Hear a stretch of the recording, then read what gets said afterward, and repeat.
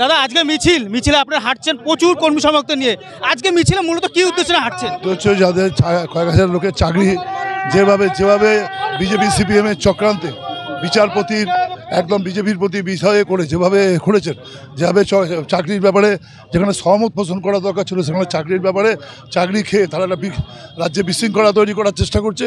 এতগুলো লোক বেকার হয়ে যাচ্ছে, তাদের স্কুলগুলো অচল হয়ে যাচ্ছে, তার বিরুদ্ধে আমাদের প্রতিবাদ। মুখ্যমন্ত্রী যেখানে সভা করে সবার কাছে অ্যাসিওর করেছে যেভাবে বিষয়টা রাখবে, মুখ্যমন্ত্রী কোর্টে কন্ডেম হলে আমি বুঝে নেবো সেখানে দাঁড়িয়ে তারা ডিআই অফিসে মানে ডেপুটেশন দিচ্ছে। ডিআই অফিস তো ডেপুটেশনের বিষয় না, ডিআই অফিস তো তোমাদের বসায়নি, বলা হয়েছে যেরকম ব্যাপার সেখানে দাঁড়িয়ে একটা গভীর ষড়যন্ত্র, তার বিরুদ্ধে দাঁড়িয়ে চাকরি মানে এই ব্যাপারে আমরা প্রতিবাদ করি, বিষয়টাকে রাখছি কারণ চাকরি এরমভাবে বিষয়টাকে করা এবং বিজেপি সিপিএমের ঘৃণ্য চক্রান্ত 26-এর আগে ওরা একটা জোট বেঁধে এই ব্যাপারটাকে করেছে বিশেষ করে মানে সিপিএমের লয়ার যে তার একমাত্র কাজ হচ্ছে এই কাজটাকে করা যিনি মেয়র ছিলেন ওই সিপিএমের যিনি তিনি বিষয়টাকে রেখে ব্যাপারটাকে করেছেন বিকাশ রঞ্জন বাবু তার কাজই হচ্ছে এরকম ধরনের বিষয়গুলোকে করা।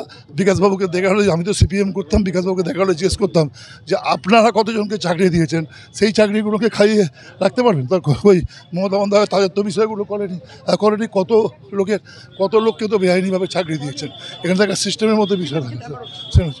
বলছি রাজ্যের শিক্ষামন্ত্রী তিনি বলছেন যে এসএসসিদের যারা চাকরিদের যারা সুপ্রিম কোর্টের রায়ে যাদের চাকরি বাতিল হবে তাদের মানে যে বেতন সেই বেতন কিন্তু দিয়ে যাবে বলছে সরকার।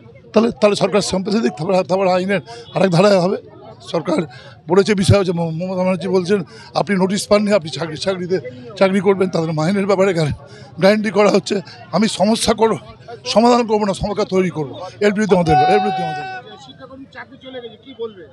দেখুন, আমরা সত্যি মন থেকে চাই শিক্ষকরা স্কুলে যাক, তারা স্কুলে পড়াক। এই শিক্ষকদের অনিশ্চয়তার মধ্যে ফেলে দিয়েছে সিপিএম এবং বিজেপি যৌথভাবে। তাদের বিরুদ্ধে ধিক্কার জানাচ্ছি আমরা এবং তাদের বিরুদ্ধে আমরা তীব্র প্রতিবাদ এবং আন্দোলন গড়ে তুলব। বাংলার প্রত্যেকটি ছাত্র যুব আজকে সেই শিক্ষকদের সাথে আছে এবং শিক্ষকদের পাশে আছে। আমরা চাই শিক্ষক সমাজ আবার মাথা তুলে দাঁড়াক এবং শিক্ষক সমাজ যেভাবে তারা ছাত্রদের শিক্ষা দিচ্ছিল সেইভাবেই করুক। আমরা এই যে ভুল পথে যারাকে পরিচালিত করছে আমরা তার বিরুদ্ধে তীব্র প্রতিবাদ এবং ধিক্কার জানাচ্ছি এবং শিক্ষক সমাজকে এটা বলছি, তাদের এই শিক্ষকদের মাঝখানে যারা অশিক্ষক ঢুকে গিয়ে ডিআই অফিস ঘেরাও করে ডিআই অফিসকে জ্বালিয়ে দাও বলে, পেট্রোল দিয়ে জ্বালিয়ে দাও বলে স্লোগান দিচ্ছিল, ডিআই অফিসকে ভেঙে দিচ্ছিল, পুলিশকে লাথি মারা হচ্ছে, পুলিশকে করছে। তাই এই জিনিসটা আমি শিক্ষকদের কাছে আশা করিনি। আমি শিক্ষকদের কাছে বলছি আপনারা ভুল পথে পরিচালিত হবেন না। বাংলার নেত্রী, বাংলার মুখ্যমন্ত্রী মমতা বন্দ্যোপাধ্যায় আপনাদের সঙ্গে বসেছেন, আপনাদের সঙ্গে কথা বলেছেন এবং নিশ্চিতভাবে মমতা বন্দ্যোপাধ্যায় যখন বলেছেন আপনারা নিশ্চিন্তে থাকতে পারেন, আপনাদের সকলের চাকরি সুরক্ষিত।